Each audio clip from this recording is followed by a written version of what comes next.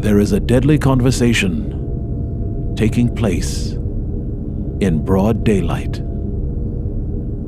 and also under the cover of darkness.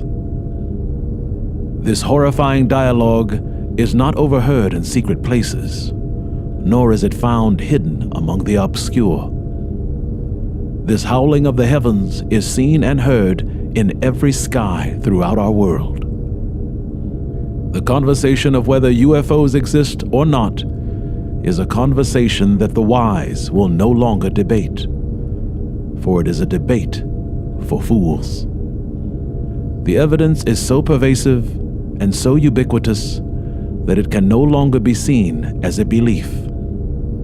This evidence is definitely overwhelming, and yet the purpose of their visitation is the only thing that is still hidden. A clue is here, and here, and here. These simple UFO patterns serve as a greeting and also a warning to mankind. The first understanding of this formation is actually a greeting that requires one to understand the most well-known constellation in the world, Orion. The second part of this understanding is its connection to the pyramids of Egypt and the pyramids of the Americas. This connection creates an aha moment in the mind, and it also serves as an understanding. Believe it or not, this is the first step in alien-human interspecies communication. However, the second part of this communication is hidden and also misunderstood by our world governments. And understanding it will send ice through your veins. The pyramids of Africa are all linked together with the pyramids of North America. The Egyptians, the Mayans, and the Aztecs are all linked together as one.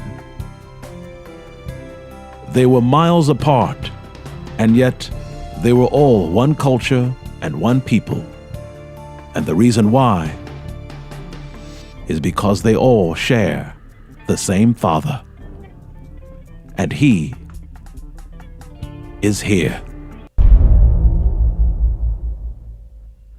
This ancient sculpture was found among the ruins of the Mayan civilization, and it represents an alien language. It is also an ancient clue, which means it possesses supreme knowledge. This is the face of our teacher and the face of our Father, and it is also something even more powerful than that. It is also an alien codex. It is a transmission of code, an enigma. It is deliberately left upon this earth and left to us for only one purpose: to warn us of something that is to come.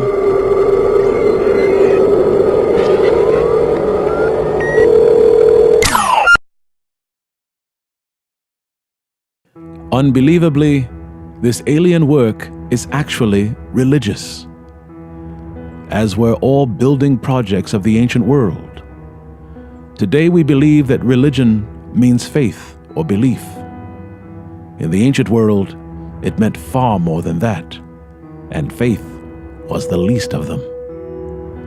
The religions of the ancient world had little to do with faith and everything to do with knowledge. For in the ancient world, your faith did not make you great. Your wisdom did.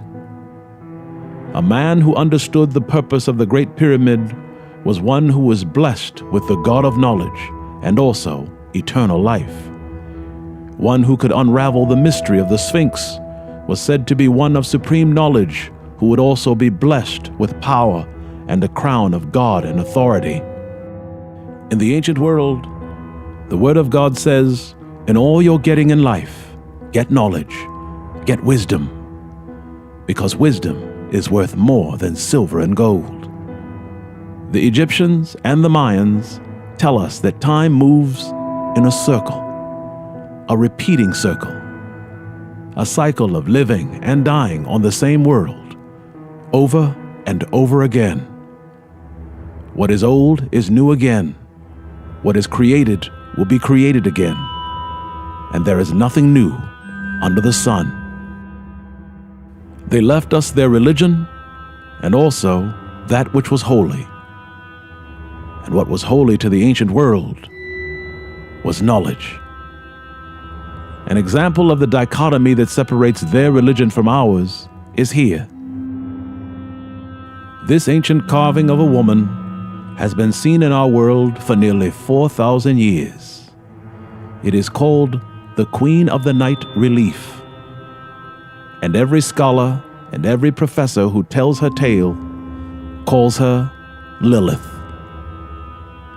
She is said to be evil and the first wife of Adam, and Adam being the first man that God ever created on this earth.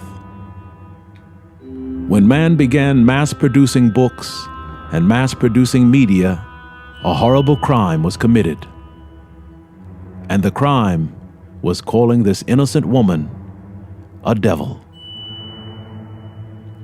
A misjudgment that began disseminating this oral archaeological tradition that is more based on their faith and has nothing to do with truth at all.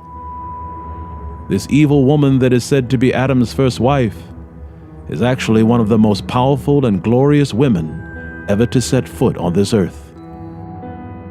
This holy woman is actually a queen. Her name is debated, but her position is undeniable. Notice what is in her hands. Look closer.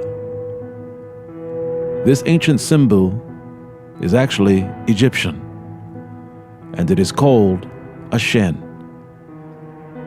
and it means immortality, eternal life. Anyone in the ancient world who holds this symbol indicates that they are given power, authority, and they will also live forever. Nevertheless, this woman is so powerful that she not only has one symbol of eternal life, she has two. Yes, this is not the evil wife of Adam, as the world would have you believe. And in fact, she is far more important than that. The religious have taught the world that she is evil because of her feet. Look at them. Surely, she is the work of the devil. And then again, no. Her feet are not what makes her evil at all. And in fact, they are what makes her holy. The one with wisdom would look closer, and they would notice it's not the burning feet of a devil. These are the talons of a bird. And that is the clue. This woman has the feet of a bird, and she also has wings on her back. And all of this can only mean one thing. This woman could fly. She is more than a woman, more than a queen. This female is a goddess, and the symbol of her power and immortality are also found in her hands. A symbol that is also found in the hands of every great Sumerian king, Babylonian king, and even Egyptian kings. This goddess stands upon our next clue, a lion. And this is no ordinary lion, for this lion represents the land of Egypt. And it is the original design of the Sphinx. The riddle of the Sphinx is a riddle no more, for the Sphinx represents the face of the sun. And if the Sphinx represents the sun, this means this woman can only be the goddess, the queen, Isis. She is the queen of heaven and the keeper of holy knowledge, powerful knowledge, and unto the children who are born of this earth, today she is giving it to us. We know that this queen can fly, and we also know that she stands upon the land of Egypt. But what of these two large owls? What are they, and what do they mean? These two are the ties that bind. In the ancient world, the sun was our gateway to heaven, and the ancients left us this knowledge everywhere. And although our surviving indigenous people called these drawings space peoples, they also said they looked like something else: owls. Large, wide-eyed owls. And we cannot dismiss these peoples in any way. Why? Because today, when we see these powerful eyes, we say the exact same thing. This is a satellite image of space. And in this image, you will see what they saw 5,000 years ago.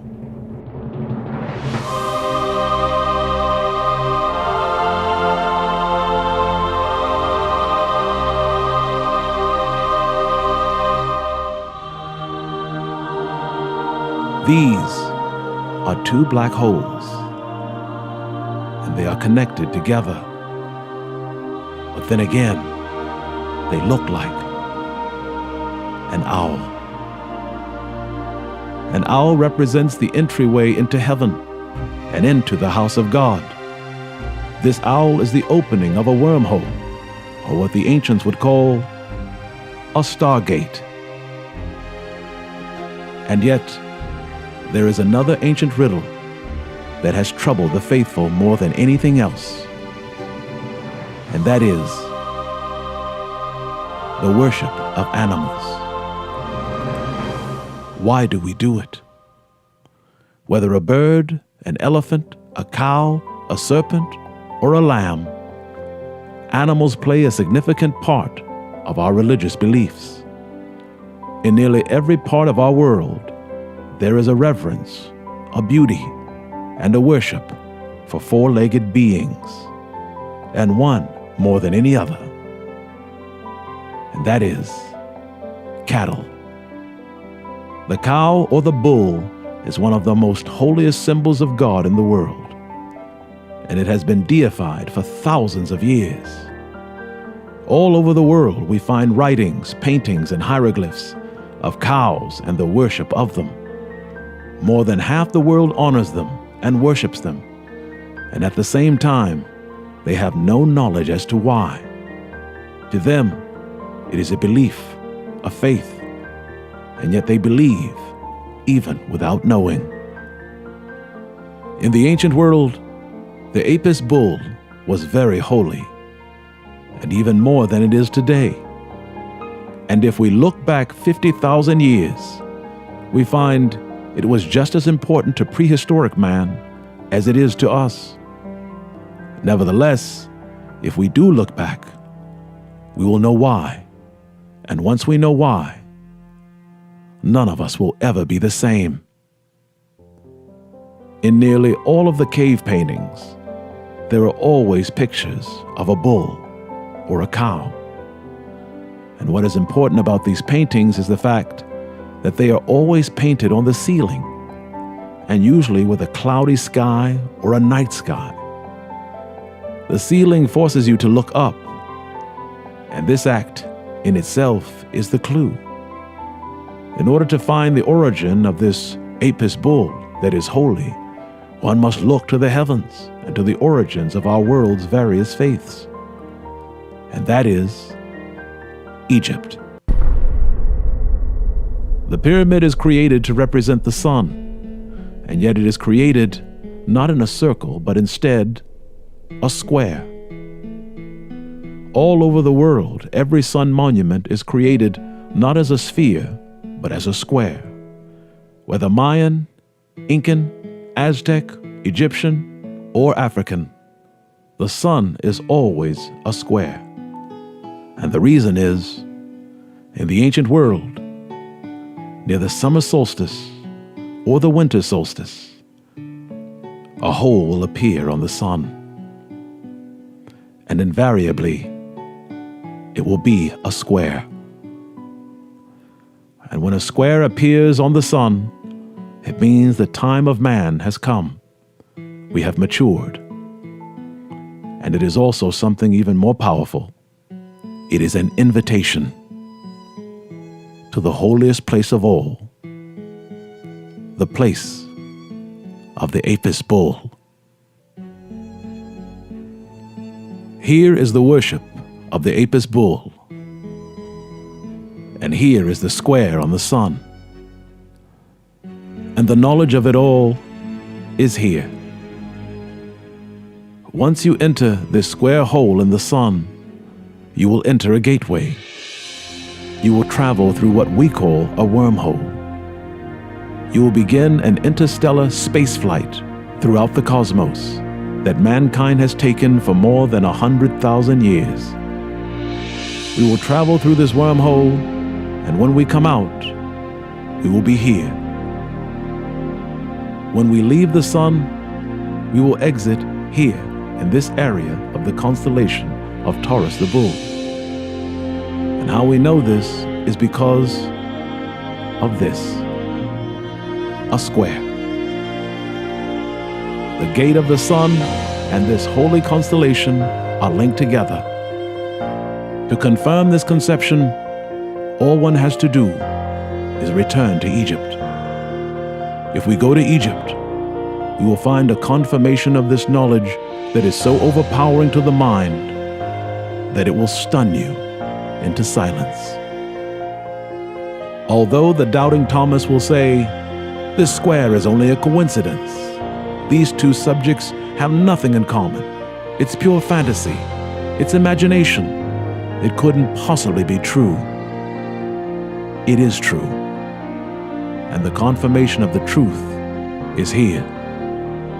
When the Egyptians worshipped the Apis bull, they also worshipped the sun.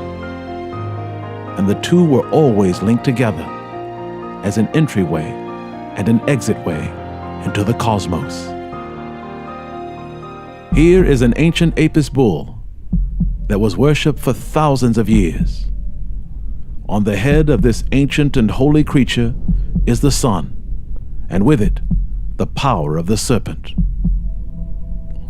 Notice what appears to be a crack or damage at the top of this Apis bull sun monument. To the common eye, it's just an old piece of artwork, a 3,000-year-old broken statue of the sun, and yet it is the holiest knowledge you will ever see.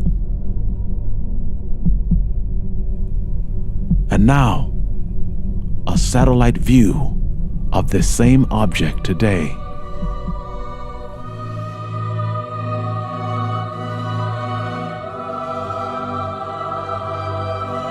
Yes,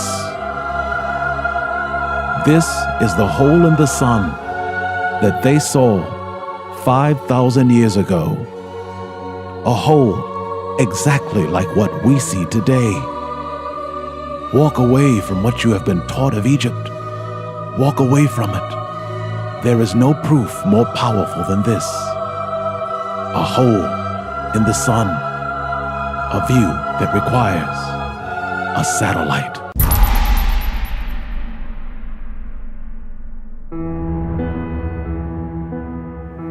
The hope of our future rests with the faithful. And in the end, it is the faithful who will determine how our world ends.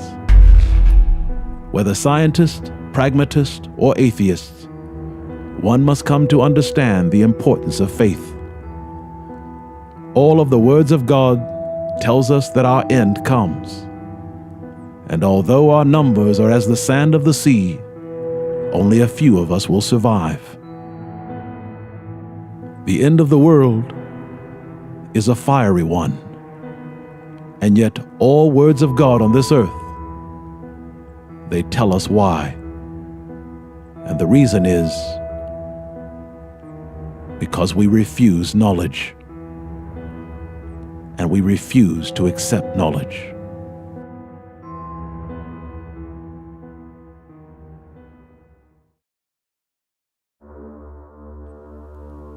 In the late 11th century, a satanic creation came upon this earth. And when it came upon this earth, it filled the faithful with a horror and a fear that they've never seen before. It was so foreboding that men could not even look upon it for fear of it. This vile and demonic spawn of hell was called a dinner fork. Yes, it is a sad thing to say, and yet it is all truth. This humble addition to our dinner table was called by the faithful the work of the devil. They recoiled at the creation of something that would interfere with one eating from hand to mouth. And this scenario is not unique. And there is yet more. Music instruments, when they were first created, were also called the work of the devil. When the electric light bulb was invented, it too was called the work of the devil. When the automobile, when the airplane, and even when medicine that would save your life was created, it was called the work of the devil. These examples are not meant to be disparaging, and instead they are here to highlight the inability for the faithful to accept wisdom and new knowledge. Their first impression of anything that they don't understand is automatically called the work of evil. The reason these examples are so important is because, in the end, it will be the faithful who will determine what happens to the planet. It will be the religious who will decide what happens to the rest of us. There are nearly 6 billion peoples of faith on this earth, which means only they have the power to change it.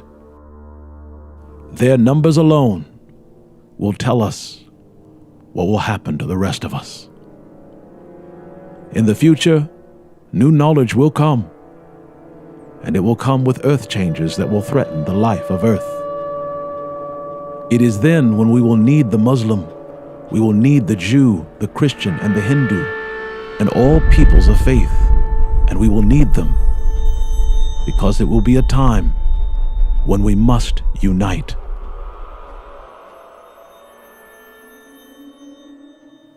Whether we believe in a supreme being or not, our end is in the hands of the faithful. They will determine whether we accept the new world or whether we live or die.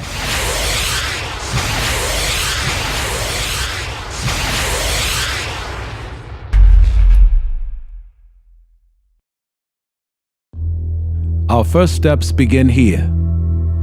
These are clues left to us from the last great civilization on Earth, the Mayans.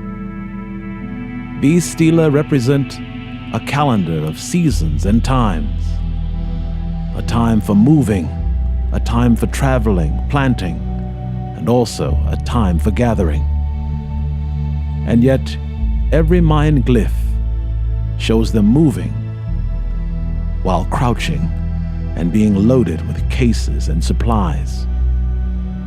It appears to be nothing of note, and at the same time, it is giving us one of our greatest clues about our past. A clue that is repeated all over the world. When we look to Egypt, we will see something. And yet, when we see it, we see nothing. What is strange about this is the fact that we all see the same thing, and yet we all see nothing. We see a goddess, replete with holy symbols and holy accoutrements, and all the while extending her arms in a train of beautifully feathered wings.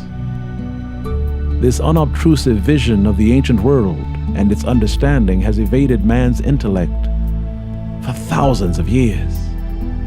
The Mayans and the Egyptians both have similar glyphs, and yet there is a clue that each of them share, and that is, they both represent traveling, moving, and flying to another place. It is a simple deduction, common understanding, and yet there is glory here. Great, great glory. The Egyptian queen only reveals her feathers in order to indicate flight. And yet, whenever the queen is saying flight, she is always seen being seated. And that is the clue. What bird have you ever seen that flies while sitting down? None. This revealing is what makes this woman a goddess. And this is what makes the ancients better than we. Because the only way to fly while sitting down is here. The serpent with wings. Yes, children of earth, they could fly 10,000 years before we could. The traveling of the ancients was much as it is today, and today we too fly while sitting down. It is a part of our history and a part of our future, and accepting this as a reality is critical to our survival. The ancient female always represented knowledge, power, wisdom, and she also represented something else: the universe. We have to walk away from what we believe and what we have been taught, and accept a knowledge and a wisdom that is too good for us. A goddess is everywhere in the ancient world, and they always represent understanding, wisdom, and enlightenment. And yet each stela and each painting hides a glorious clue. This Egyptian carving is one of the most well-known works in the world, and this humble creation is called the Bee Goddess. Our archaeologists and our historians tell us that there was an obsession and a love for insects in the ancient world. They recite this understanding in every college and in every university, and even more, in every scholarly lecture. They tell the world the story of Egypt, a story of insect worship. Bugs, spiders, dung beetles, ants, and bees. How can this be an enlightened nation if they were fascinated with insects? The answer is, they weren't. They never worshiped bugs, and they never glorified insects. And our stories about their history only glorifies our own ignorance. Although insects are seen all over the land of Egypt, you will find in the end, they aren't. It is a delusion, a fantasy, a misrepresentation of truth and wisdom, and not on their part, but on ours. We look at our ancient forefathers with arrogant eyes, for we really think we are better than they, and we are not. Ancient Egypt was not a male-dominated culture as many believe, and the veneration of the female is found all over the land. The female was a teacher, a queen, and a goddess. This is one of the most well-known articles of religion in Egypt. It is a depiction of a woman of worship, and it is also what many would call the worship of an insect.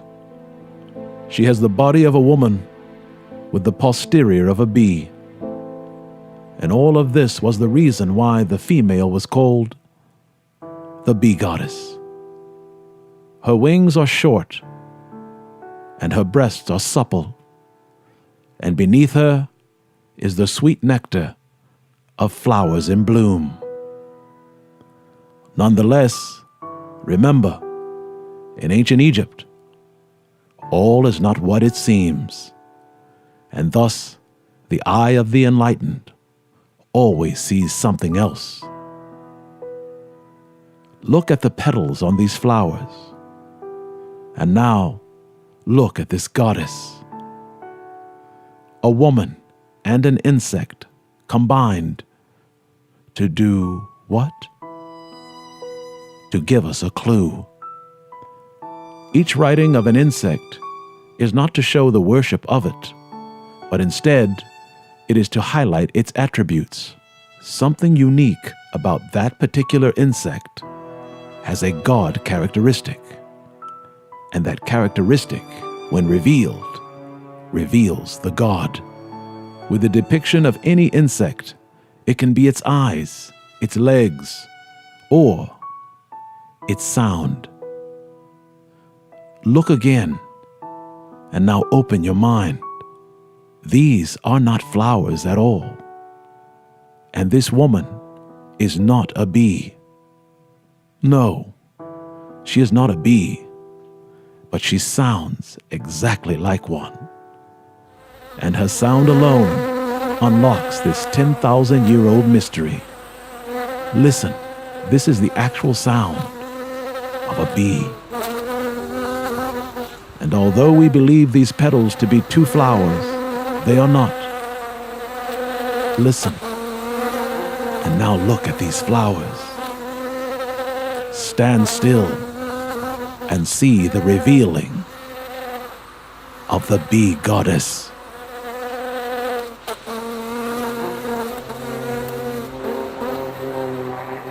Yes, this goddess is actually flight. And that which we once believed were two flowers are actually propellers, and the sound of the engine is the sound of the bee, and the two are nearly identical. It is glory, and it is power, and in the ancient world, she who has the ability to fly is more than a woman. She is a god. The power of flight in the ancient world was the difference between being a mere mortal and being a deity.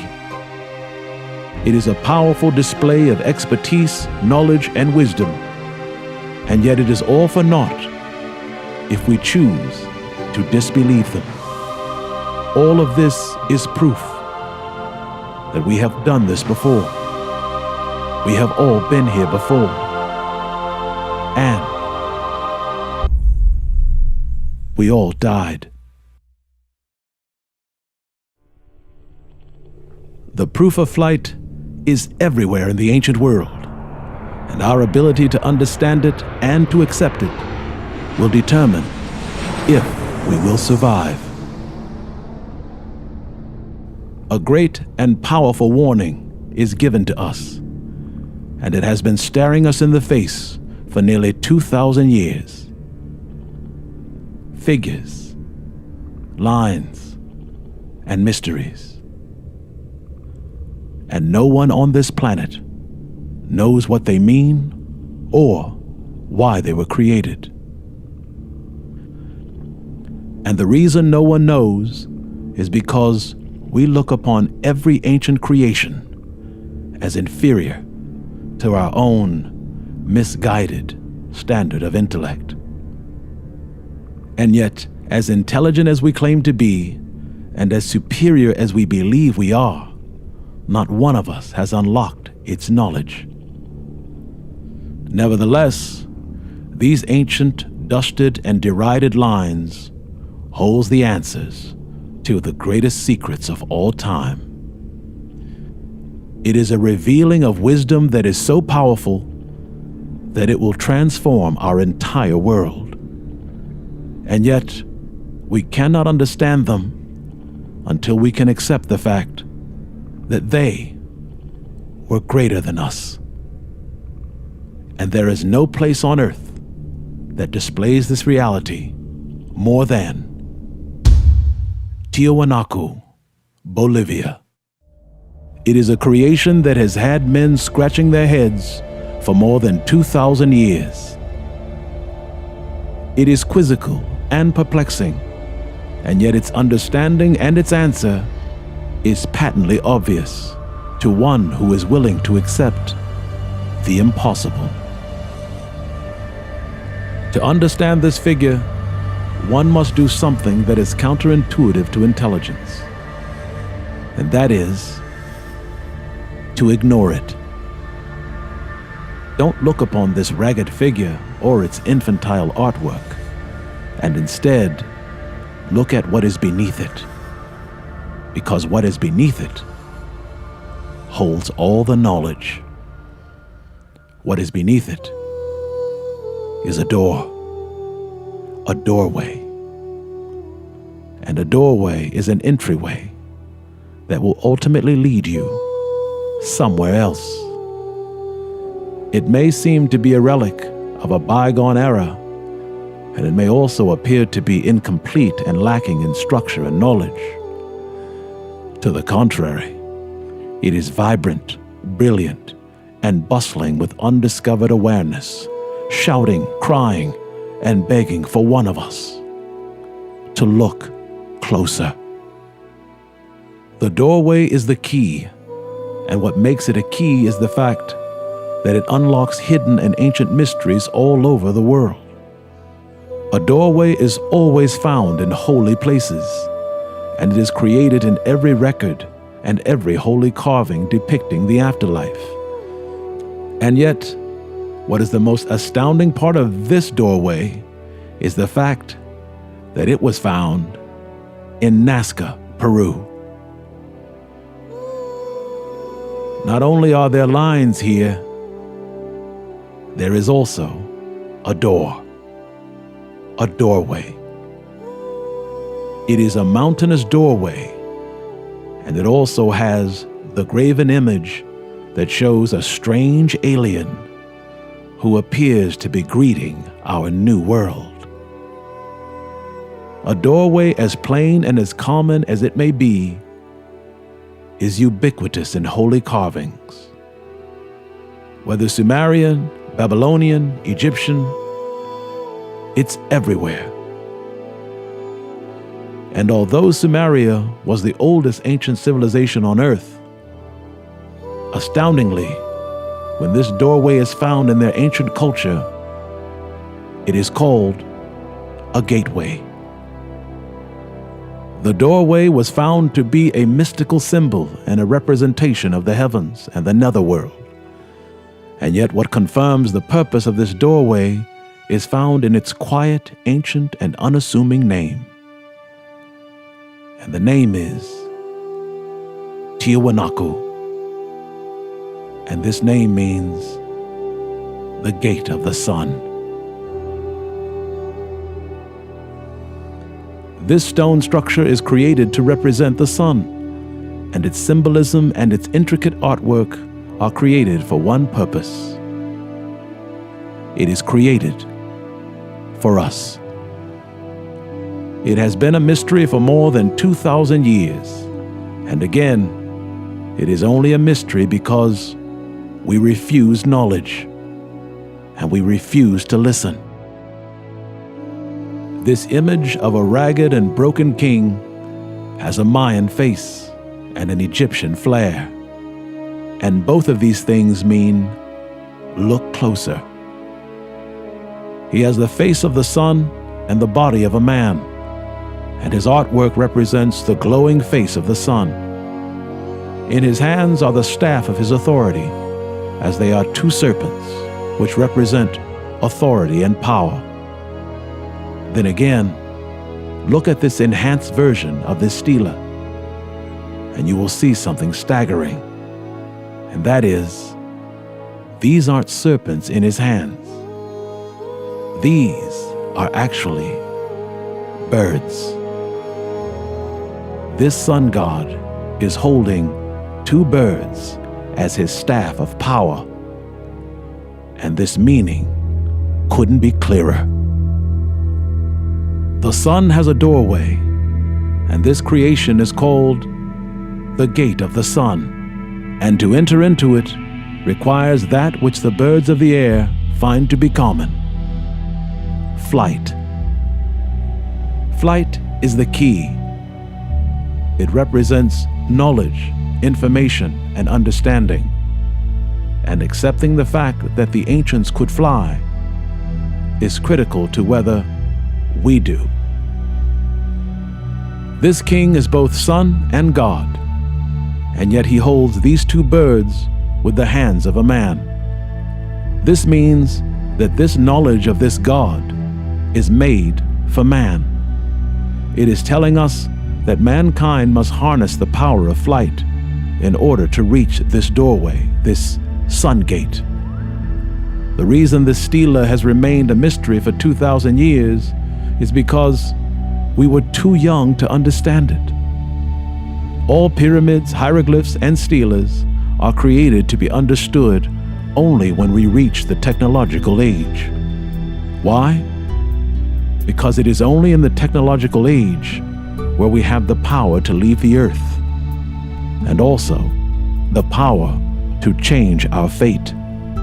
The ancient prophecy given to modern man states that we won't be able to reach the sun gate without the power of flight. Although basic and rudimentary mechanics can get us in the air, it's not enough to reach the sun.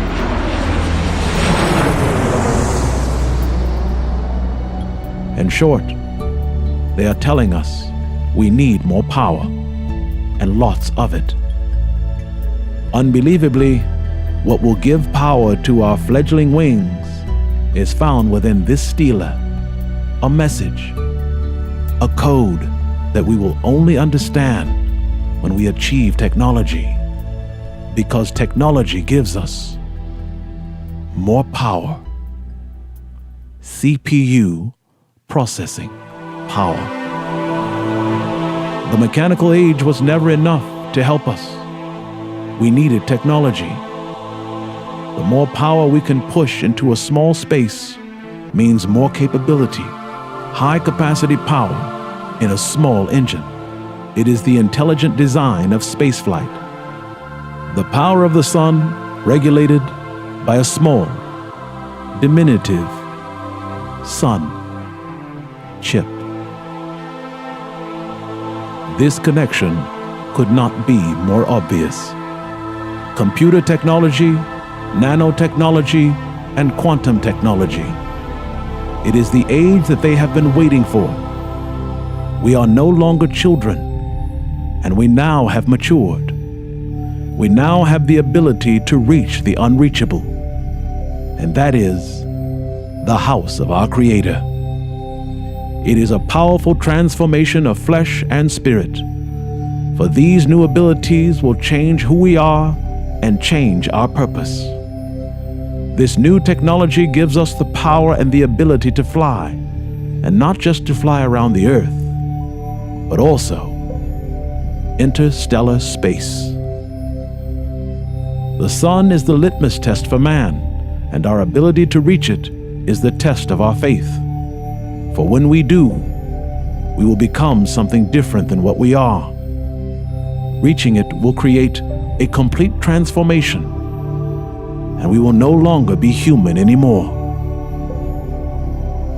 In the ancient world, the sun is always represented as a pyramid, and as common as these structures may be, they contain a blessing and a curse, celebration and fear, and the reason is here. This is the Aztec Pyramid of the Sun, and it is called Teotihuacan. And this strange name represents the sun, and it also represents our new terrifying human ability. Teotihuacan is ancient, and yet it tells us something that our forefathers did before us. Because this name actually means the place where man became God. This level of accomplishment signals the end of our world, as it has for the last 100 million years. And for 100 million years, we have been hearing the voices of our ancestors, hearing the voices of the heavens. A cave painting warning us, a stela, and desert lines, all warning us of something that is to come. If this story appears to be a bit too familiar, it is. The knowledge of the Stargate is found in nearly every ancient civilization in the world. It is a story that is repeated over and over again. And yet, what is so sad about this story is that every nation that comes to the understanding of this knowledge, and every nation that reaches into the gate of the sun, are never heard from ever again. Their nation and the world is completely destroyed. The knowledge of the Stargate is always the last knowledge ever given on Earth. And after that, mankind is destroyed.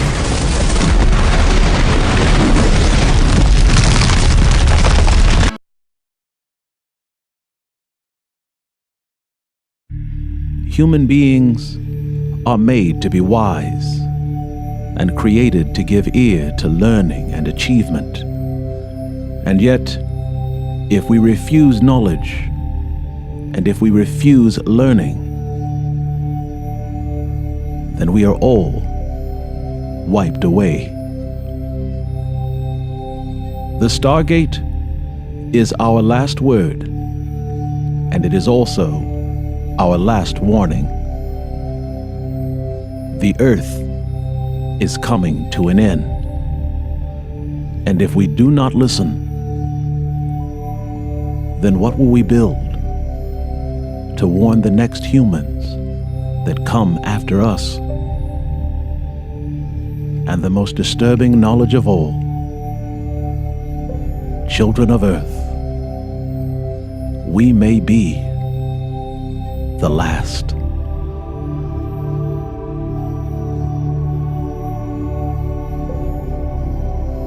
Every cave, every pyramid, and every obelisk tells us of the Stargate, a gateway to what would otherwise be impossible, and that is a gateway to interstellar travel, a gift which allows us to leave our Earth and our solar system and venture out into the body of the universe, a new key which unlocks a dream that is now a reality, and each of us can enter and each of us can return.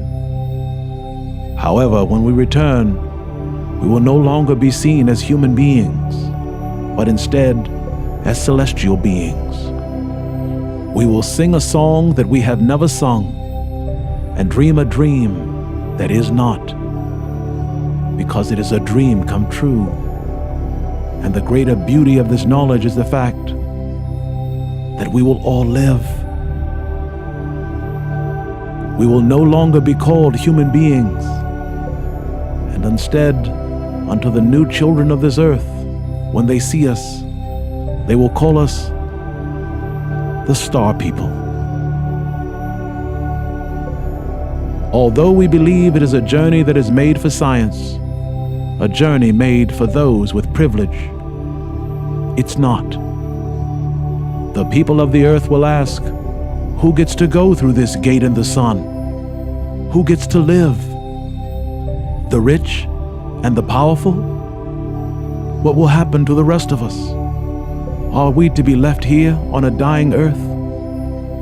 Are we to die? What will happen to us? The answer to this question is a solemn one. And the answer is, we can all go. We can all walk through this gate. We can all walk into the cosmos. We can all walk into the kingdom of our God. We can enter the heavens. We can drink with angels. Every one of us can walk into this new world. We can all experience this. Because although the ancients show us a stargate in the sun, they've also shown us something else. There's another one. And this one is right here on Earth.